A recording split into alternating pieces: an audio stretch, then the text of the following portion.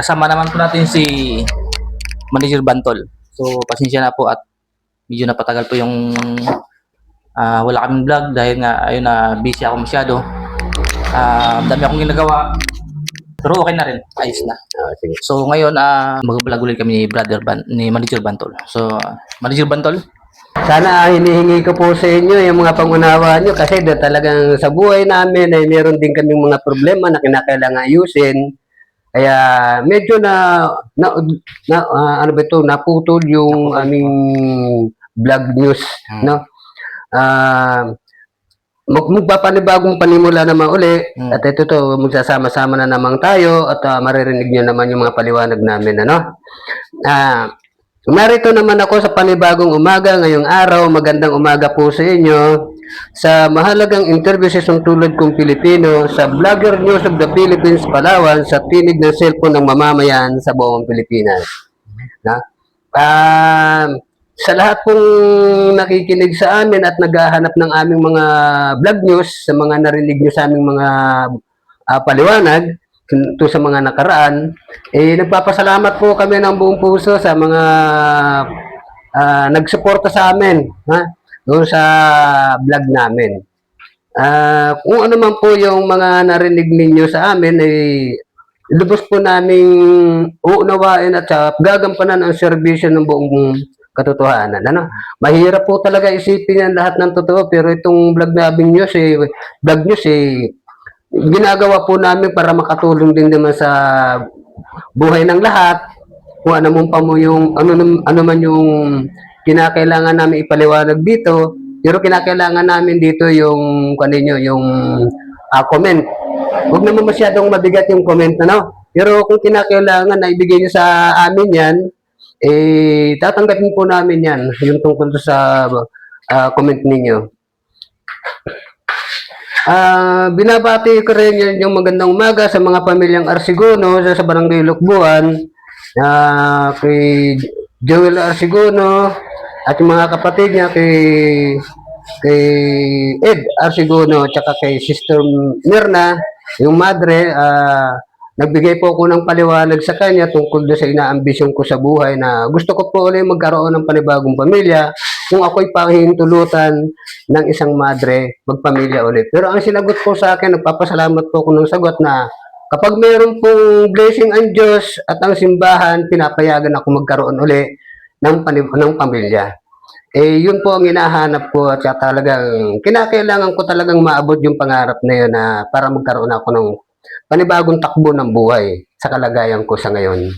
Para kinakailangan harapin ko yung panahon ko sa magandang pamamaraan o kaisipan ng buhay. Nimpa Arsiguro Magno. Oo. Ay, magpapa-shoutout daw. Nagpapa-shoutout.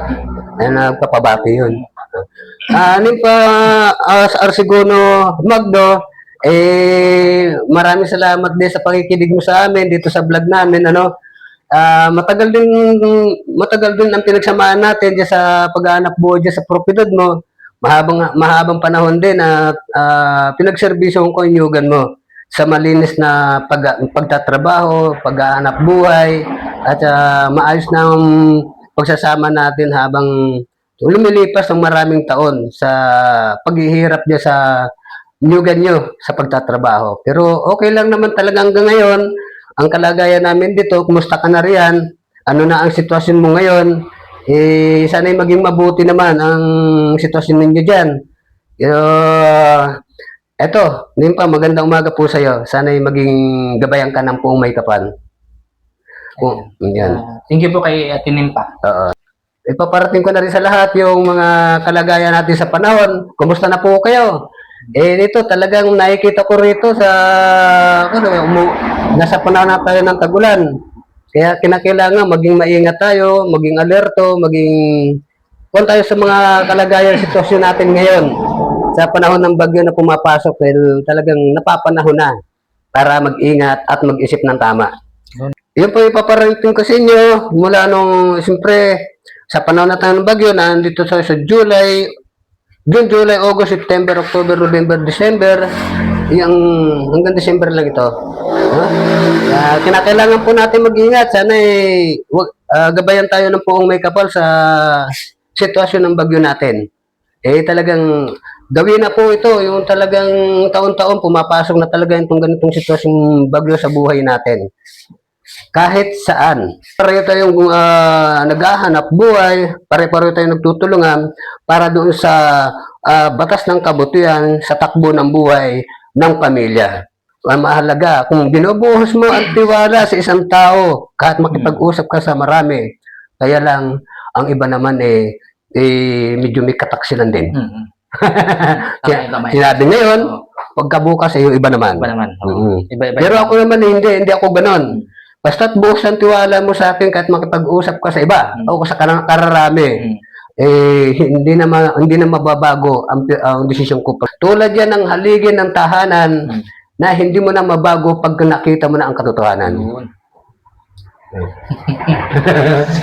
Ayos si Manager Bantol. Okay. Magpapaalam naman kami muna na saglit. Narito naman ako sa panibagong umaga sa ngayong araw. Magandang umaga po sa inyo. Sa Vlogger News the Philippines, DCRH Palawan sa tinig ng cellphone ng mga mamayan sa buong Pilipinas. Kailangan mo ba ako pagdating ng botohan? Mahalaga ka sa buhay ko. Pagsiservisyon ko kayo ng maayos para sa barangay at sa inyo. Okay. Ayos. Yan, pagpaalam na po kami ni Manager Bantol. Boss Anton po. Bye!